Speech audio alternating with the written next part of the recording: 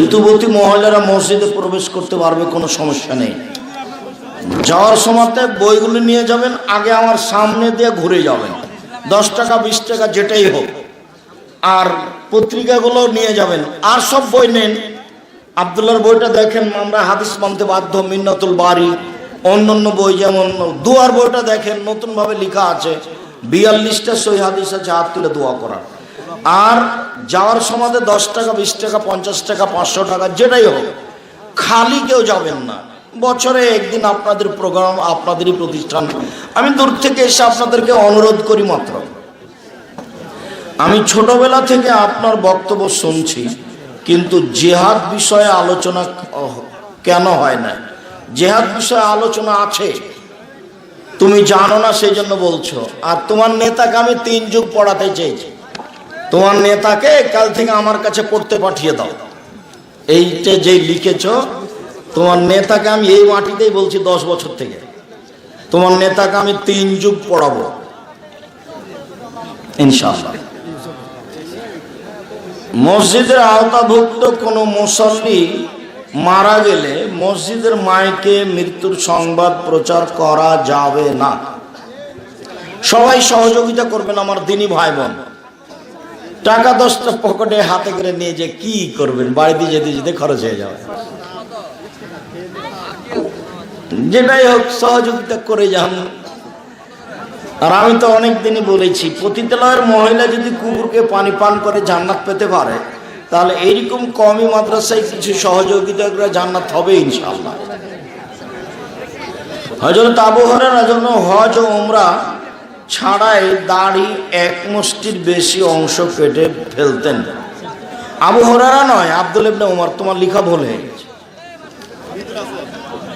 শুধু হজ সফরে কাটতেন, হজ সফরে আব্দুল্লাহ ইবনে উমর। এটা তার ইজতিহাদ, ইজতিহাদটা ভুল হয়ে গেছে। মসজিদে মেহরাব সংলগ্ন সামনের কবর দেওয়া যাবে? জি না, কবর কেবলার দিকে থাকলে তো সালাত হবে না। মসজিদের দেওয়াল এবং কবরের মধ্যে একটা প্রাচীর দিয়ে দিতে হবে।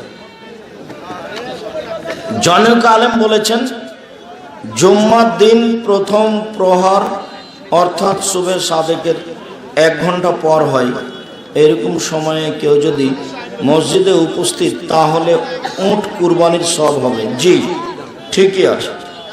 আজকে তো অনেক মানুষ উপস্থিত হয়েছেন, আলহামদুলিল্লাহ। ওই 10-20 টাকা 500 টাকা 50 টাকা সহযোগিতা করলে তো অনেক হয়।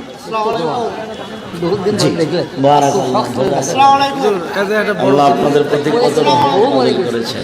এই ইতিসাম আমাদের বগুড়া গাইবান্ধায় পাইতে কিরকম করে আমরা পাবো প্রতি মাসে? তোমার ওখানে দেখা আছে সার্কুলেশন ম্যানেজার, ওকে তুমি এখন রিং দিয়ে বলো বা কালকে যে আমার নামে 10 কপি পাঠাবা, পোস্টমাস্টার তোমার বাড়িতে দিয়ে আসবে। আমরা বগুড়াই নেব, আমাদের বগুড়া সদরে 10 কপি না হলে দিয়ে পাঠাতে পারবে না। আচ্ছা, গাইবান্ধা গোবিন্দ মন্দির অনেক ছেলে আছে তো। জাযাকাল্লাহ খায়ের। তুমি কালকে রিং দিও 8টা-9টার দিকে। আমার বাড়ি চাঁদপাড়ার পাশে। ভুলে যাওয়া না, ঠিক আছে? দেখবা তোমার পোস্টমাস্টার তোমার বাড়িতে দিয়ে যাবে, কিন্তু টাকা দিয়ে উঠাতে হবে। আমার বাড়ি হচ্ছে নবীপুরে। নবীপুর, বারাকাল্লাহ। আমার চাকরির প্রথম অবস্থাতেই অসুস্থ হয়ে পড়ি।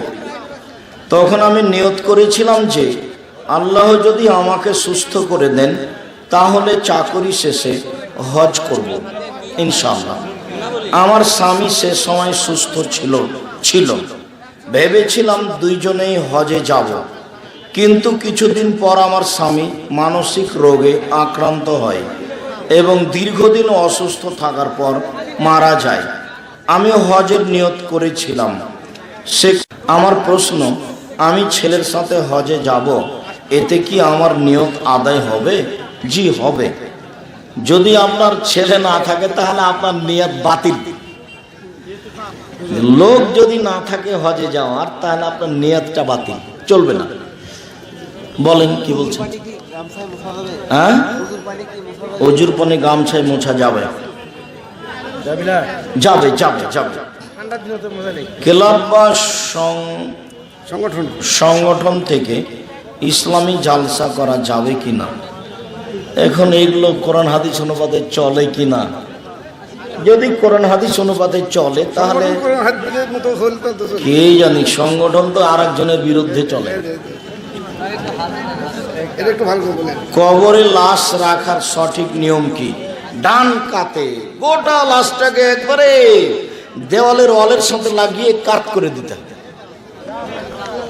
চিৎ করে রাখা হবে। পা যেদিকে থাকে সেদিক থেকে ঢোকাবে, দক্ষিণ দিক থেকে লাশটাকে ঢোকাবে। পা যেদিকে থাকে দক্ষিণ দিক থেকে, বক্তব্য বলা আছে ভিতরে ঢুকে দেবে। জি জি জি। তাহলে আগে মাথাটা নামাবে, তাহলে পা হবে দক্ষিণ দিকে। বিড়ি সিগারেট খেলে সালাত কবুল হবে কি? হবে না, এটা হারাম খাদ্য।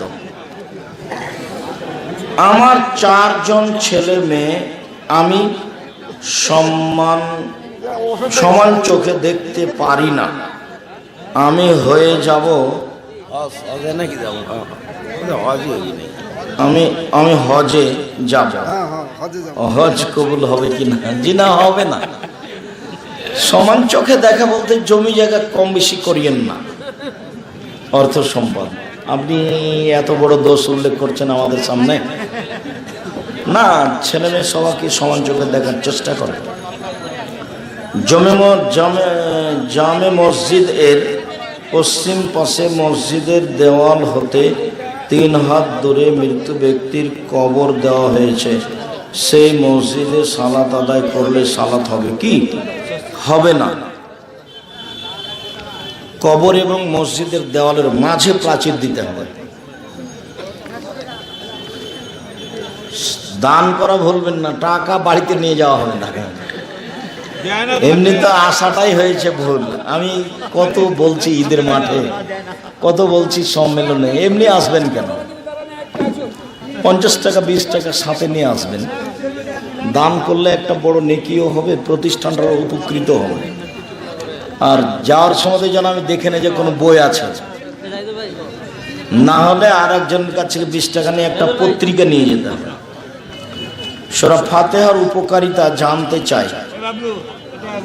সূরা ফাতিহা রাসূল সাল্লাল্লাহু আলাইহি ওয়াসাল্লাম বলেছেন এটা উজ্জ্বলতা, উজ্জ্বল। সূরা ফাতিহা পড়ে ফোঁক দিলে বিষ নেমে যাবে, সাপের বিষ। সূরা ফাতিহার যে কোনো একটা অক্ষর পড়লে যা চাইবে তাই দেওয়া হবে। ওটা বুখারী মুসলিমের হাদিস। সূরা বাকারার শেষ 2 আয়াত আর সূরা ফাতিহা দুটাকে একসাথে বলা হয়েছে।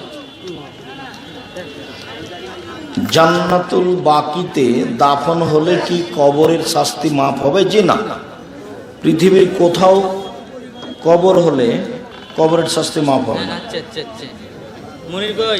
যখন ঈমান ছিল না,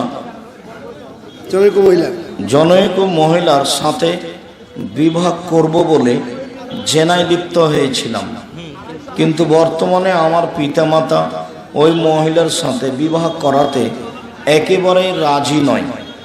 ইসলামের দৃষ্টিতে এখন আমার করণীয় কি? তোমাকে এই মেয়েকে বিবাহ করতে হবে, তুমি বাধ্য। তোমার বাপকে বলে একে বিবাহ করো।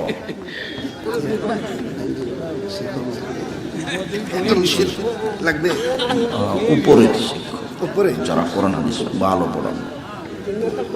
বর্তমান রাবিয়া বসারি নামে একজন মহিলা বিভিন্ন মাহফিলে মাইকে দিয়ে বক্তব্য দিচ্ছে।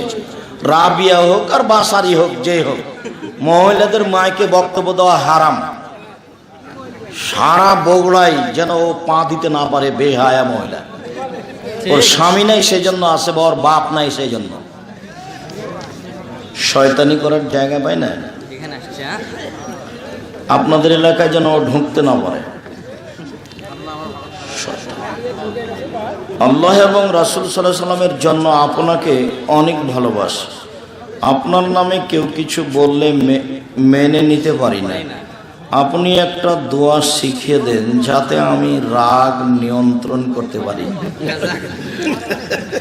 রাগটা হলে আউযুবিল্লাহি মিনাশ শাইতানির রাজিম বলবা, আউযুবিল্লাহি মিনাশ শাইতানির রাজিম, ঠান্ডা হয়ে যাবে।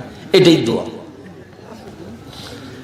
তুমি তাওজিহুল কোরআন আউযুবিল্লাহর আলোচনাটা পড়ো। তাওজিহুল কোরআন, কোরআনের ব্যাখ্যা আব্দুর রাজ্জাক বিন ইউসুফ, তাওজিহুল কোরআন। এটাই তোমার জন্য দোয়া। রাসূল সাল্লাল্লাহু আলাইহি ওয়াসাল্লাম এটাই বলেছে। জুমার সালাতে যেসব মেয়েরা বাড়িতে থাকবে তাদের জুমার সালাত কোন সময় পড়তে হবে? জুমা পড়তে হবে না, যারা বাড়িতে পড়ছে আছে তারা জোহর পড়বে। অসুস্থতার কারণে ফজরের সালাতে ওযু করতে পারি না, সেক্ষেত্রে মাটি দ্বারা তায়াম্মুম করব। জি করেন, যখন আপনি ওযু করতে পারছেন না তখন তায়াম্মুম করবেন। সালাত ব্যতীত সকল ইবাদত গ্রহণ করা হবে না, তাহলে আমরা অর্থ দান করি, সেটাও কি গ্রহণ করা হবে না? সালাত ব্যতীত সকল ইবাদত গ্রহণ করা হবে না, তাহলে আমরা অর্থ দান করি, সেটাও কি হবে না? জি, সেটাও হবে না। নামাজ নাই তো কিছুই নেই।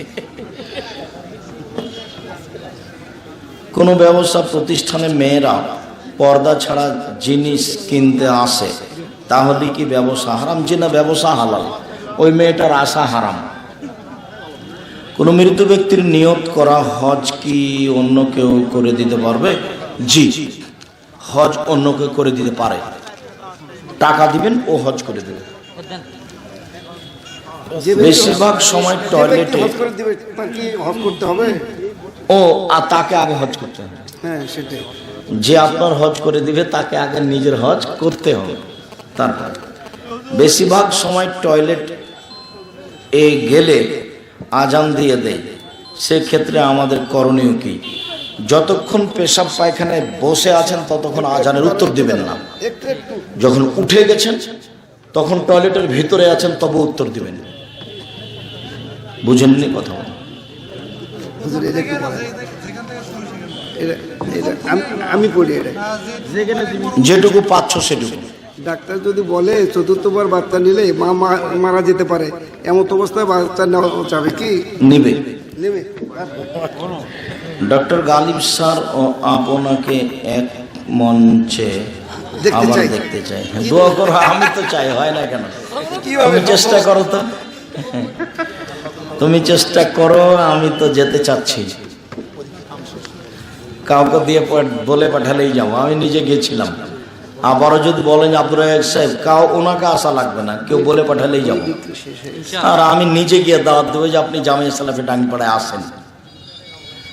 আমার পক্ষ থেকে কোনো ঘাটতি না, আমি রাস্তাঘাটের মানুষ, কচুর পাতার পানি, এদিকে টলমন টলমন করে পড়ি, যেটাকে সেখানে আছে। হিন্দু যদি আমাকে প্রোগ্রামের জন্য ডাকে সেখানেও যাবো ইনশাআল্লাহ, সময়ের অনুকূলে হলে।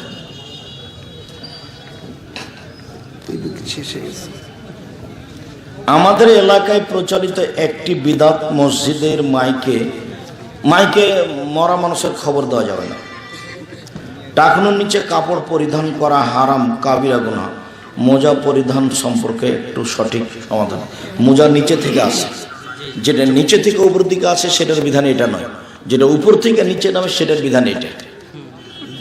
যে ব্যক্তি খুন করলো সে জাহান্নামী, আর যাকে খুন করলো সে জাহান্নামী হবে, জাহান্নামী হবে। যাকে খুন করেছে সেও যদি একে মারার উদ্দেশ্যে থাকে তাহলে ও জাহান্নামী হবে, আর একে যদি মারার উদ্দেশ্য তার না থাকে তো জান্নাতি হবে।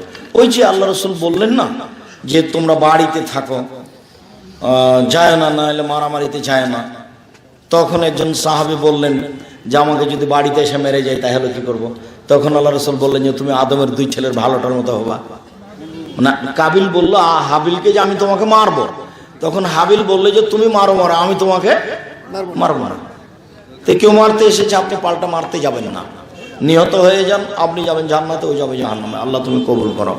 আল্লাহ একদিনই ভাই জামিয়া সালাফিয়া ওই মসজিদের জন্য কিছু টাকা পাঠাইছে আপনাকে দেওয়ার জন্য, আপনি একটু দোয়া করবেন ইনশাআল্লাহ। জাযাকাল্লাহ, আমি কিছু দিচ্ছি।